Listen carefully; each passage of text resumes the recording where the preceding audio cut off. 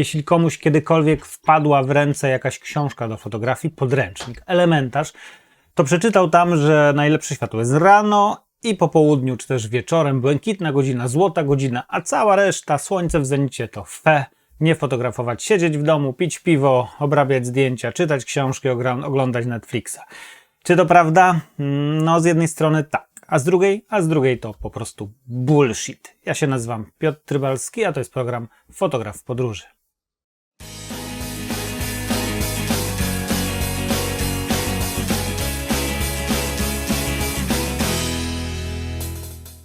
Dlaczego tak dosadnie? Ano dlatego, że od czegoś trzeba zacząć. Nie chodzi bynajmniej o odcinek tego tutoriala, tylko w ogóle karierę fotograficzną, fotografowanie. Trzeba od czegoś zacząć, więc fajnie zacząć od takich sztywnych rad, które powiedzą nam, czy też podniosą nam szansę na dobre zdjęcia. I właśnie te błękitne godziny, złote godziny, niskie światło, fajne światło, szczególnie w krajobrazie, są takim pewnikiem, który daje nam szansę zrobienia po prostu dobrych zdjęć. Ale prawda jest taka, że nie ma tak naprawdę złego światła do fotografowania.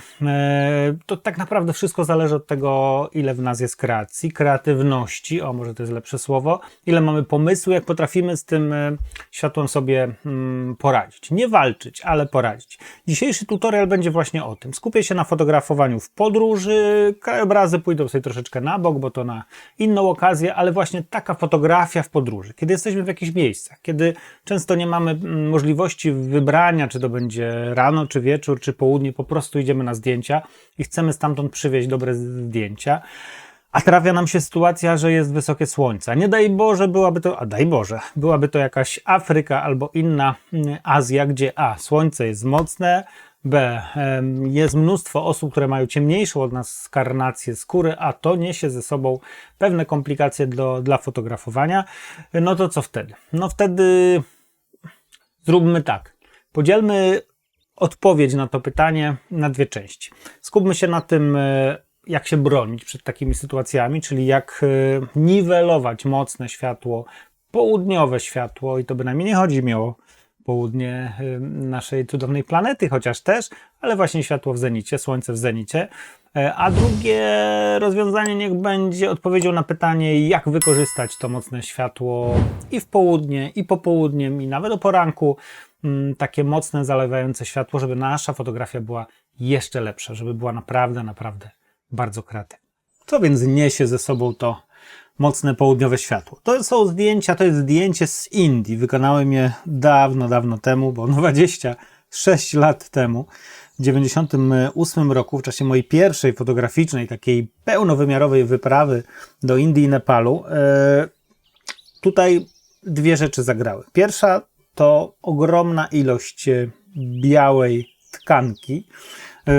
Te bryły lodu, to jest gdzieś południe Indii, te bryły lodu lśniące w południowym słońcu, jak widać. Jasno pomalowana ściana. To wszystko sprawiło, że negatyw, który wówczas naświetlałem, potwornie mi się nie doświetlił. Efekt tego był taki, że tych dwóch młodych handlarzy, czy też pracowników tej tutaj przetwórni lodu, bo to jest mała rybacka wioska, gdzie się łowi ryby i potem w ten lód pakuje i wysyła gdzieś tam w głębi w Indii. No więc ci dwaj młodzi mężczyźni wyszli jak wyszli. Mają totalnie nieczytelne twarze, ciemne oczodoły. No praktycznie ich twarze wyszły tak mocno konturowe, zredukowane, jeśli chodzi o ilość szczegółów. Oczywiście mógłbym powalczyć pod powiększalnikiem i trochę tych szczegółów wyciągnąć, no niemniej jednak byłoby to szczególnie na negatywie utrudnione zadanie.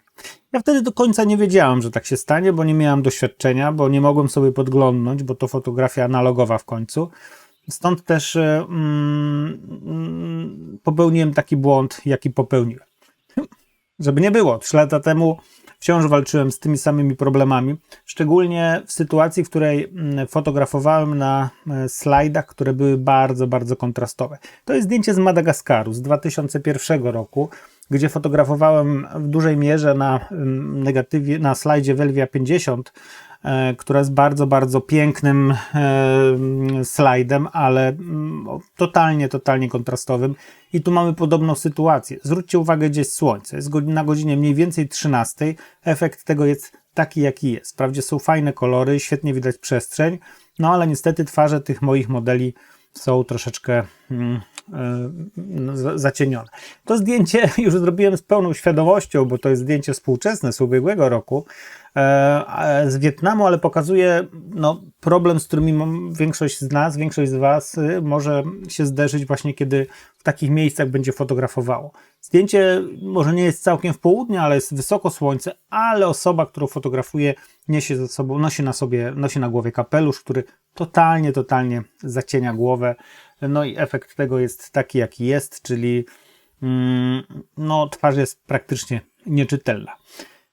Jak sobie z takimi sytuacjami radzić? No i jest takie relatywnie proste rozwiązanie, które można zastosować ad hoc i ono przynieść może ad hoc efekt.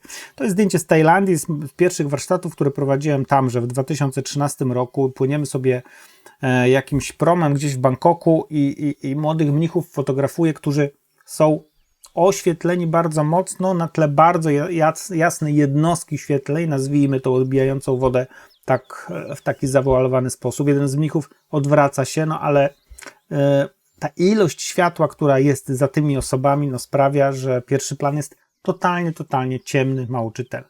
Co zrobiłem? Wykazałem się tutaj ogromnym refleksem, mówię to trochę z przekąsem, i dokonałem takiego bardzo banalnego zabiegu, mianowicie zredukowałem ekspozycję, czyli prześwietliłem zdjęcie o 1,5 działki przysłony. Efekt tego jest taki, że twarz tego młodego mnicha wyszła dobrze naświetlona, ale niestety to całe tło, ten wypał totalny, który za nimi jest, z mojej perspektywy, jest nieakceptowalny.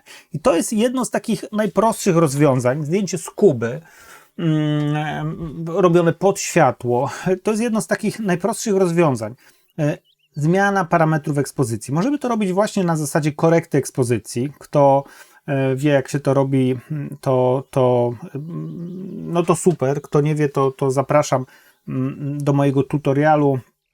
O, tutaj pojawi się link dotyczącego właśnie korygowania też między innymi ekspozycji, czy też pracy z ekspozycją w fotografii ulicznej, street fotografii. I tam będzie można to i owo sobie zobaczyć.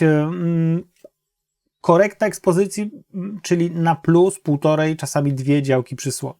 Niesie to za sobą właśnie ten efekt, jak na poprzednim zdjęciu, że ten pierwszy plan, który jest który jest pod światło, nam się rozświetla, ale niestety powoduje to przepalenia w tych miejscach, które są mocno naświetlone, w tym przypadku w lewym górnym rogu. Powstają też w czasie fotografowania pod światło bliki, które tutaj widzicie, a one są pochodną kilku rzeczy. Najczęściej wynikają z tego, że mamy pobrudzony obiektyw. Wynikają też z tego, że mamy filtr, który jest gorszej jakości bez powłok antyodblaskowych, albo obiektyw jest też gorszej jakości bez tych licznych powłok antyodblaskowych. I takie flary, takie bliki nam mogą powstawać. I z tym tak naprawdę nie poradzimy sobie oprócz podniesienia jakości sprzętu i jakichś tam zabiegów w programach graficznych. Tu podobna sytuacja, też próba walki z tym słońcem, to jest akurat z 2024 roku, z Wenecji, z warsztatów street photo na karnawale w Wenecji. Próba poradzenia sobie z tym fotografowaniem pod światło, redukcją ekspozycji. Im mniejszy ten kontrast świetlny jest pomiędzy pierwszym planem, tym, który chcemy prawidłowo naświetlić, a tym źródłem światła, to ta redukcja, czy też redukcja tu w drugą stronę, podniesienie ekspozycji, prześwietlenie zdjęcia lepiej nam wychodzi. Ale o wiele prostsze rozwiązania to są te rozwiązania, które stosowałem już, można powiedzieć, od lat, od zawsze, odkąd zrozumiałem, jak działa światło i odkąd zrozumiałem, że moja praca w kadrze nie musi się sprowadzać tylko do tego, że po prostu fotografuję to, co jest, ale czasami mogę włożyć pewien rodzaj kreacji, szczególnie kiedy chcę zrobić tak zwany portret sesyjny, kiedy chcę sfotografować daną osobę w jego miejscu pracy. To jest fotografia gdzieś z którejś z karaibskich wysp. Przyznam szczerze, nie pamiętam, bo to też dawno było i to też negatyw, a nie cyfrowa fotografia, ale wydaje mi się, że to mogła być Santa Lucia. 2006 rok, to pamiętam. Tą panią strażniczkę w porcie chciałem sfotografować, kiedy ona wychodziła i tam chodziła w tym słońcu. Poprosiłem ją, żeby wróciła na swoje miejsce i sfotografowałem ją siedzącą za ladą, że tak powiem. Jeszcze w Indiach, w tym 98 wspomnianym, no, próbowałem fotografować rybaków, wykorzystując naturalne osłony, które im towarzyszyły, no bo oni też siedzieli w miejscach, naprawiali sieci w takich miejscach, w których słońca było mniej, no bo smażyć się na słońcu przez cały dzień to nawet dla nich nie jest fajne.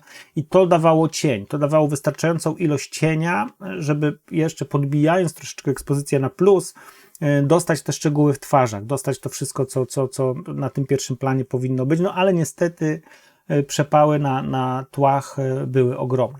Inna sytuacja, i to był dla mnie też sygnał dosyć mocny, dosyć jasny, pojawiła się w momencie, w którym okazało się, że wystarczy znaleźć jakieś miejsce, w którym fotografowane osoby po prostu są w cieniu. Siedzą sobie w cieniu, pracują w cieniu, więc już tego problemu nie ma, bo cień w bardzo słoneczny dzień, zacienione miejsce jest bardzo mocno oświetlone i to jeszcze jest odświetlone bardzo rozproszonym światłem. Efekt tego jest taki, jak to zdjęcie z warsztatów na Sri Lance z 2016 roku, bądź 15, nie pamiętam, gdzie no, za sobą mam południe w zasadzie, mam pełne lankijskie, grudniowe słońce, czyli mnóstwo światła, a ten młody strażnik otwierający świątynię, jedną ze świątyni buddyjskich gdzieś na południu Sri Lanki, po prostu stoi sobie w zacienionym miejscu, w takim troszeczkę namiocie bezcieniowym. Zwróćcie uwagę, że wtedy cienie są bardzo miękkie, światło jest cudownie rozproszone. Inną metodą, którą opisuję, czy też pokazuję w moim kursie fotografowania w podróży, do którego też bardzo, bardzo zachęcam, tam w sekcji portret, opowiadam o takiej technice, którą bardzo często stosowałem, kiedy miałem tak zwany etap headshotów, czyli fotografowania bardzo dużych zbliżeń, portretów w zbliżeniach. To są wszystkie zdjęcia zrobione przy bardzo wysokim słońcu, ale wykorzystuję tu metodę ustawiania cudzysłów, ustawiania słońca, ustawiania siebie z słońcem za moimi plecami, a w wstawianiu moich modeli, osoby, które fotografuję, w miejsce zacienione. To jest pewien taki myk, który pozwala wykonać bardzo, bardzo fajne portrety w miękkim świetle, jeszcze z czymś, co jest kluczowe w fotografii portretowej, przynajmniej w moim wydaniu, tym blikiem w oku, który no, robi robotę, że tak powiem. Tu się, tak jak wspomniałem, wykorzystuje taką metodę otwartych drzwi, otwartych okien i stawiania siebie jako fotograf tyłem do tego źródła światła. Te podobne metody stosowałem później, tu już gdzieś z Wietnamu, kolejne zdjęcie z Wietnamu, z warsztatów fotograficznych, gdzie już troszeczkę mocniej, bardziej kreatywnie bawiłem się tym naturalnym źródłem światła, czyli otwartym oknem z mocnym, tam świecącym słońcem południowym, ustawiając moich modeli, moje modelki w taki sposób, żeby to światło bardziej w plastyczny sposób malowało ich twarze, pokazywało ich no, w tych miejscach, w których oni sobie żyją, pracują, funkcjonują tak, żeby tych przepałów na twarzach nie było. Wracając do tego, o czym powiedziałem na samym początku, mianowicie ciemny kolor, czy ktoś jest ubrany na czarno, czy ma ciemną karnację, czy jest czarnoskóry po prostu, pochłania bardzo dużo światła. Nasz aparat fotograficzny działa w taki sposób, że chce jakby zrównoważyć to pochłonięte światło. Innymi słowy, aparat będzie nam ciągle rozjaśniał ciemne elementy, rozjaśniał ciemną skórę. Innymi słowy, będzie próbował przyświetlić nam zdjęcie i wyciągnąć szczegóły z tego elementu.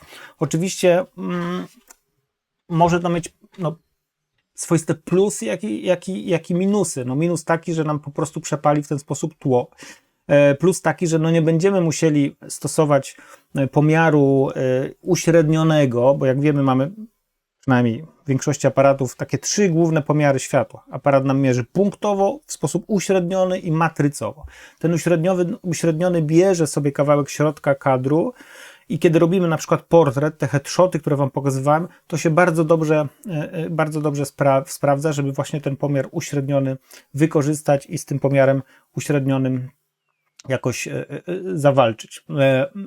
W tej sytuacji, kiedy mamy osoby o ciemnej karnacji, to mamy bardzo, bardzo duży problem i wydaje mi się, że sfotografowanie ich w pełnym słońcu no, może przynieść efekt taki, jaki pokazywałem na samym początku, kiedy pokazywałem tych chłopców z fabryki lodów w Indiach, że będziemy mieli totalnie ciemne, zacienione twarze, w zasadzie konturową fotografię. Czyli ten cień, przeniesienie osoby fotografowanej do cienia, czy też no, po prostu fotografowanie w cieniu, bo czasami czy ten portret to z Kuby, z warsztatów, to z Wietnamu, to już jest jakby sytuacja zastana. Znajduję osobę, która jest w cieniu, chodząc sobie z aparatem portretowym po mieście właśnie w ciągu dnia. Ja portrety robię w maksymalnie wysokim słońcu, bo wtedy ten efekt namiotu bezcieniowego, w cudzysłowie oczywiście, działa najlepiej. Jest bardzo dużo światła rozproszonego, bardzo miękkie to światełko jest i idealnie się do portretowania nadaje. Tu w tym przypadku w kontrze, bo światło jest za parasolem, ale wykorzystanie naturalnej osłony. Czy tutaj to jest gdzieś w Naddniestrzu, w jednym z nieuznawanych krajów na granicy Ukrainy, Mołdawii. Podobna sytuacja. Południe, bardzo dużo światła, portret do wywiadu, portret do reportażu i pani jest pięknie po prostu ustawiona w taki sposób, żeby światło z jej prawej strony, światło zza moich pleców rozjaśniło w sposób taki bardzo miękki wnętrze i udało się w ten sposób sfotografować. Większość portretów, które robię do wywiadów, do rozmów, stosuję no właśnie tę metodę, że staram się moich rozmówców stawiać czy sadzać w miejscach, w których to światło naturalne przez okno wpada i się pojawia. A co zrobić w sytuacji, kiedy jesteśmy na ulicy? No, mówiłem już o tym, że rozmówców czasami przestawiam do cienia, ale kiedy wykonujemy jakieś działanie reporterskie, czy działanie nazwijmy to streetowe, gdzie nie mamy wpływu, wręcz nie powinniśmy mieć wpływu na to, co jest, to po prostu optymalnym rozwiązaniem jest czekanie. Tutaj na warsztatach Street Photo w Berlinie mieliśmy taką sytuację, to dawno temu był taki upał, parę lat temu, jeszcze przed pandemią, był taki straszny upał w Berlinie. Na bazarach były wszędzie poustawiane, czy też zamontowane kurtyny i pod tymi kurtynami działo się dużo fajnych rzeczy. No i tutaj jedyne, co możemy zrobić, to poczekać, prawda? To zdjęcie versus to zdjęcie, kiedy no piękna kobieta, którą fotografowałem pod tą kurtyną wodną, po prostu zwraca twarz w kierunku światła.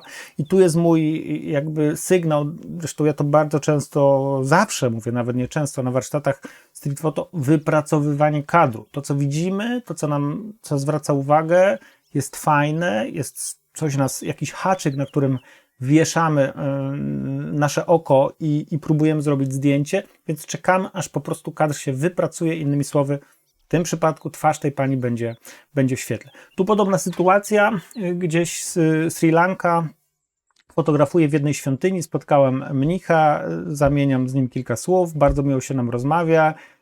On sobie oczywiście w sposób naturalny, to jest fenomen ciepłych krajów. Zresztą jest taki dowcip, powiedzenie na Kubie, jak poznać turystę na Kubie, bo chodzi po ulicach w słońcu, bo Kubańczyk zawsze szuka cienia, idzie cieniem.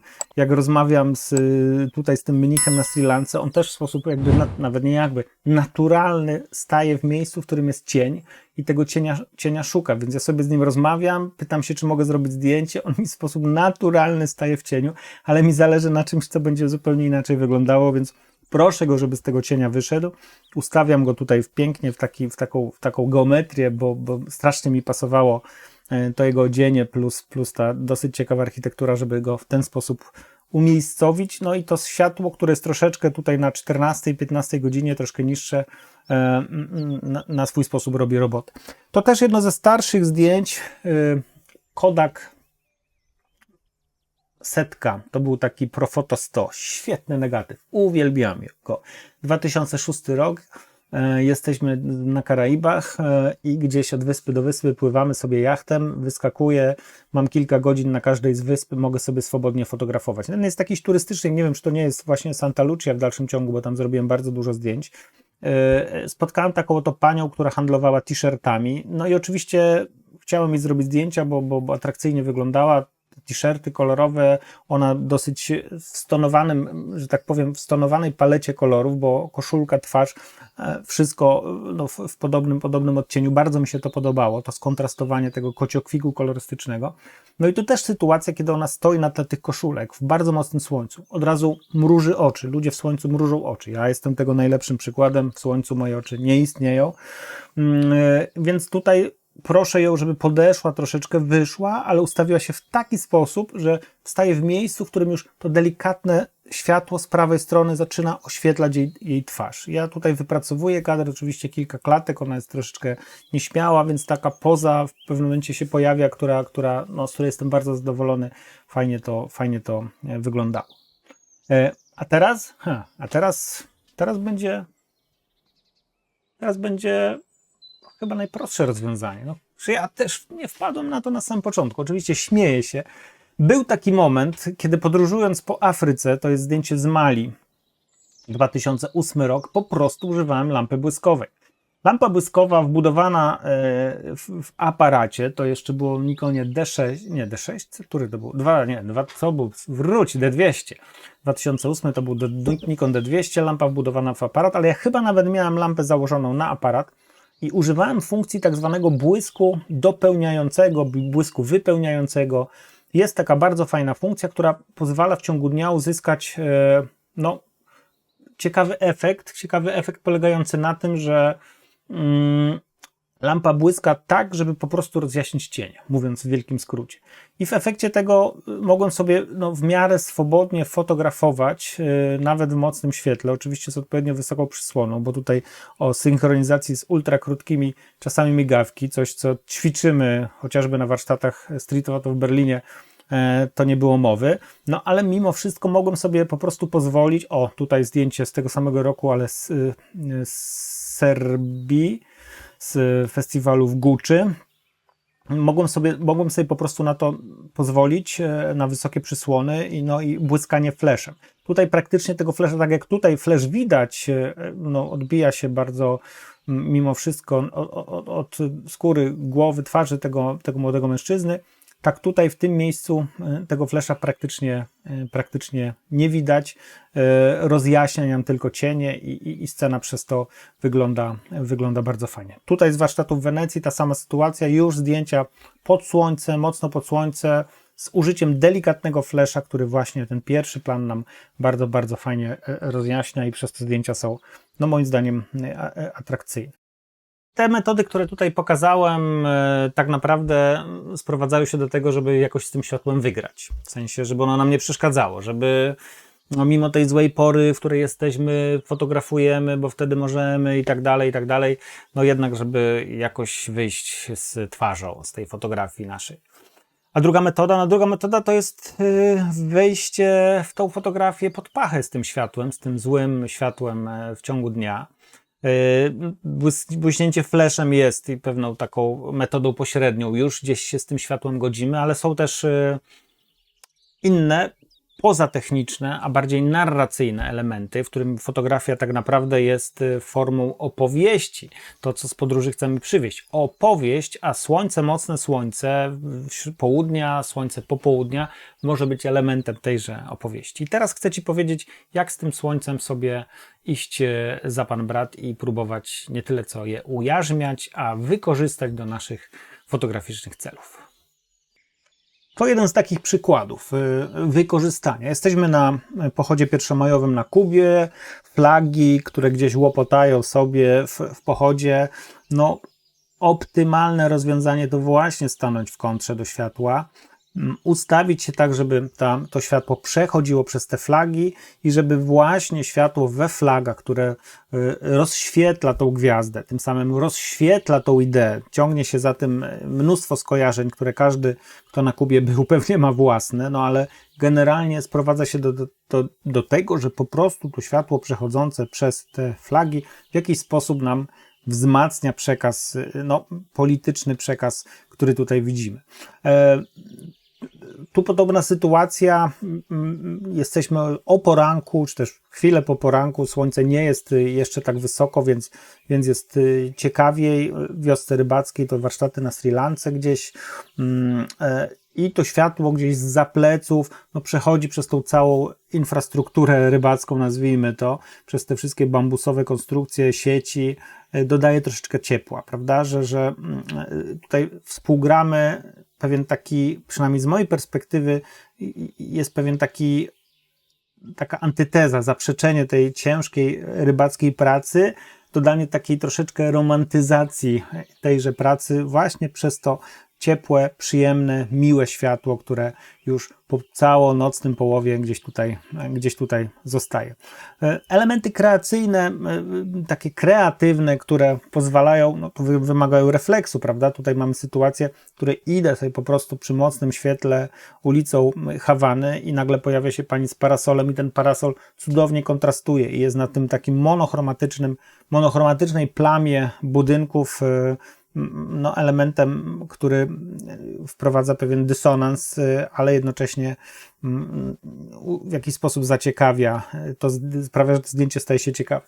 Zdjęcie pod światło, stricte pod światło pozwala nam uzyskać też element konturowy. To jest jakby zaprzeczenie tego, o czym mówiłem, czyli żeby ekspozycję zmieniać, żeby prześwietlać tak, żeby ten pierwszy plan nam wyszedł prawidłowo naświetlony. Nie, tutaj nie doświetlamy. Tu robimy mocną kontrę, czyli kilka przysłon w dół nawet po to, żeby uzyskać efekt konturowy, żeby ten wieloplan, który tutaj mamy, który jest o różnej jasności, bo widać, że tu jest w tym brązie, takim złotym brązie, młody mężczyzna pijący wodę, młody chłopak pijący wodę na pierwszym planie jest ciemniejszy, słupki ciemniejsze, im dalej jesteśmy, ta perspektywa powietrzna pojawia się i te elementy są jaśniejsze i ta przestrzeń staje się przez to nieco trójwymiarowa. Wykorzystanie takiego światła do po prostu portretu sesyjnego, gdzie środek dnia na pustyni, raczej się siedzi, pije wodę w cieniu i nie daj Boże nie fotografuje, a tu wręcz przeciwnie. To mocne światło sprawiło, że ta przestrzeń skalna uatrakcyjniła się wizualnie, ponieważ pojawiły się różnego koloru skały, różnie naświetlone, różnej jasności, a mój młody przewodnik zapozował tutaj pięknie właśnie w takiej, nazwijmy to, szparze gdzieś pomiędzy skałami, i zrobiłem mu piękny portret, właśnie taki sesyjny. Im słońce niżej, im światło niżej, tym mamy większe możliwości. To są zdjęcia z okolic Timbuktu, gdzie fotografowałem karawany solne, które zjeżdżały właśnie do portu w Timbuktu i Nigrem te płaty soli miały gdzieś tam transportować. I tutaj bezwzględnie światło jest moim sprzymierzeńcem z tego względu, że nadaje plastyki temu kadrowi. Zwróćcie uwagę, jak pięknie ten kadr jest wyświetlony, jak wygląda odzież tych pracowników, robotników, jak wygląda plastyka tych tafli soli, jak to wszystko jest trójwymiarowe, jak to wszystko wychodzi. To zdjęcie w cieniu wyglądałoby fatalnie, z światłem z góry totalnie wyglądałoby też nie za fajnie. Im niżej, tym to światło wykorzystujemy właśnie do uplastycznienia. Czy tutaj zdjęcie z Senegalu, podobna sytuacja, kolor zaczyna grać przy mocnym świetle, niezależnie od tego, jak ono wysoko jest. Tu akurat jest, tak powiedzmy, wczesne popołudnie. Podobna sytuacja, wczesne popołudnie, kolor zaczyna grać. Jak jest światło, to kolor zyskuje na kolorze, po prostu mocniej świeci, mocniej tutaj działa. Tu już mamy bardzo popołudniowe światło i ta sama sytuacja w przypadku tychże tam pracowników solnych, to jest znów Serbia, Gucza, festiwal Trębaczy, zespołów dętych. Polski zespół, który zszedł właśnie ze sceny i zwróćcie uwagę, jak uplastyczniona jest ta scena właśnie przez to, że to światło gdzieś tam nisko jest i tu już mamy całkiem niskie światło zachodzącego słońca, które daje nam mega Kuba, znów wracamy na Kubę, moją kochaną, które daje nam absolutnie świetną plastykę, i pokazuje, że w tym mocnym słońcu popołudniowym można sobie całkiem fajnie radzić. A to zdjęcie, do którego też ktoś powie, dorabiam ideologię, bo to jest Kaganego Światy. Jesteśmy na którejś z wysp wstyd, nie pamiętam, bo tych wysp naprawdę odwiedziliśmy mnóstwo na Karaibach. Wiem, że to są wyspy zawietrzne między Martyniką a Barbadosem. Mam gdzieś zapisane, która to była wyspa. Odwiedzam szkołę, fotografuję w szkole, pani nauczycielka od wszystkiego, nauczanie początkowe, gdzieś tam pierwsze klasy, siedzi sobie właśnie na tle tego światła, które wpada zza jej pleców i ten efekt takiego oświecenia troszeczkę nam tutaj daje. Tu znowu zwróćcie uwagę, jak mocne światło, to jest Nepal, 98 rok, jak mocne światło wpływa na podkreślenie cech tego młodego chłopca. On wygląda groźnie, a przecież to jest maluch, słodki maluch, który naprawdę w tym mocnym słońcu, z tymi ściągniętymi deczko brywiami, wygląda naprawdę no, solidnie. Słońce praktycznie południowe, troszeczkę po południu.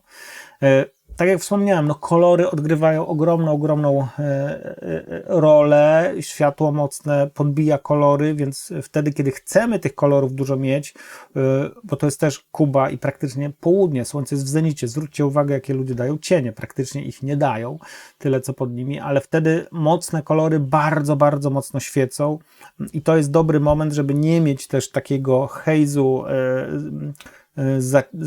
zacienienia kolorem ciepłego słońca, tej złotej godziny, która daje, tak jak tutaj, ciepły element, no i wpływa nam na kolorystykę zdjęcia, a tego nie chcemy mieć. W końcu mocne słońce oznacza nie mniej i nie więcej, a odbicia. Wszelkie odbicia najlepiej robi się wtedy, kiedy słońce jest jak najmocniejsze, bo wtedy mamy bardzo dużo kontrastów, bardzo dużo elementów ciemnych, jasnych i kiedy znajdziemy sobie miejsca, w których te odbicia są, to możemy po prostu powalczyć o bardzo ciekawe formalnie zdjęcia, o bardzo ciekawe kolory, o ciekawe, tak jak to w odbiciach, zresztą o odbiciach odcinek spotkań na żywo jest, można sobie zobaczyć, pozwalają nam po prostu uzyskać czasem abstrakcyjne zupełnie wzory.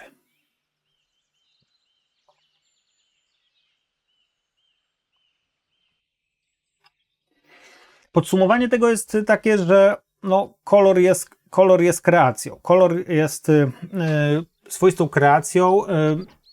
Światło jest kreacją, więc jeżeli połączymy kolor ze światłem, to w ciągu dnia możemy uzyskiwać bardzo interesujące elementy.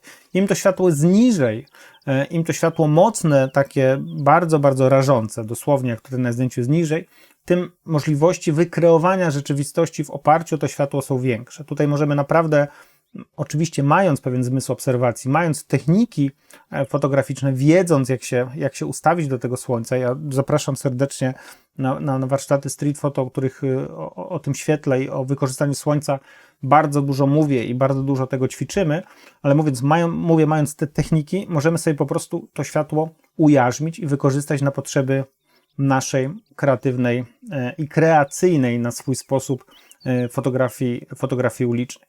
Ponieważ tak jak wspomniałem,